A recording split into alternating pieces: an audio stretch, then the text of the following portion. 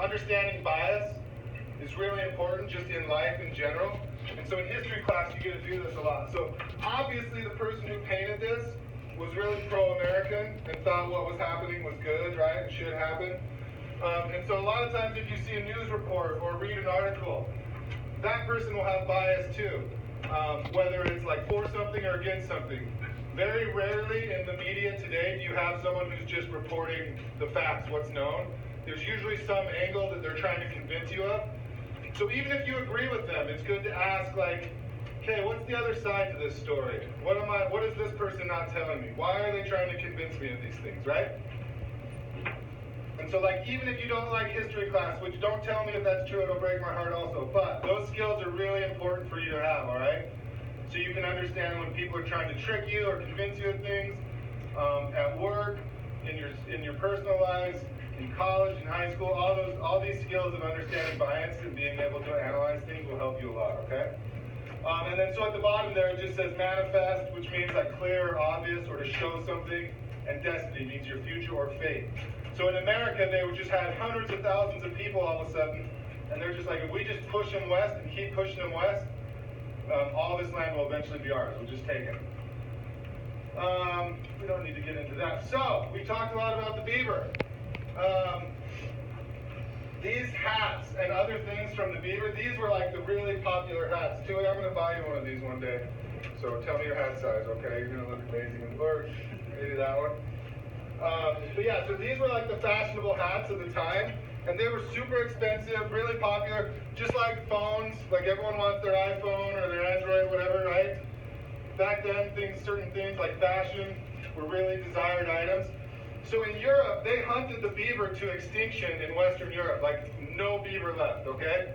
In Russia, which is just east of Europe, right where, Asia and Europe meets, they hunted the beaver where there wasn't many left, and they almost were extinct. So when they moved out west to America, and they're just like, there's millions of beaver out here, all of a sudden, that's when the mountain men were like, we can make a ton of money moving into the west, trapping beaver, trading their pelts, and so this whole business started.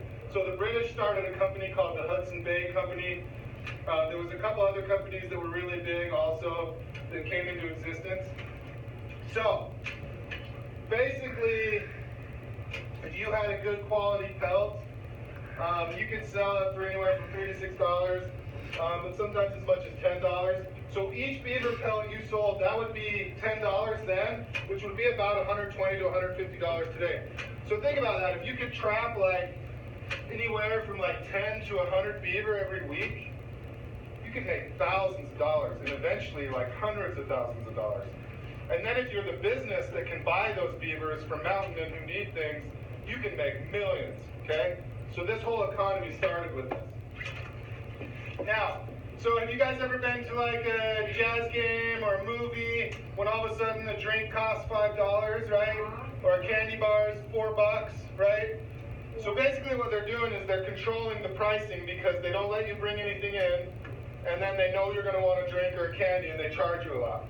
So this has happened throughout history, where the biggest city around was St. Louis, right on the Mississippi River. And so these businesses could buy supplies there for really cheap and then take them up the rivers to where the mountain men were. They would do these meetings called rendezvous. They'd have like usually one every year, sometimes two, in the summertime. So all the mountain men that were trapping beavers, Native Americans that had things to trade, these businesses would say, hey, we're going to meet at this fort on July 17th, okay? Everyone bring your stuff, we'll trade. But so what would happen, like if you wanted some gunpowder, if you could get to St. Louis, you could buy a pound of gunpowder for 7 cents. But at the rendezvous in the mountains where all the mountain men were, it was $2 a pound. Flour, 2 cents a pound versus $2 a pound. Coffee, 15 cents a pound versus $2 a pound. So it's that same thing. Actually, a lot of like coal miners and stuff too in history, if you wanted to get a job as a coal miner,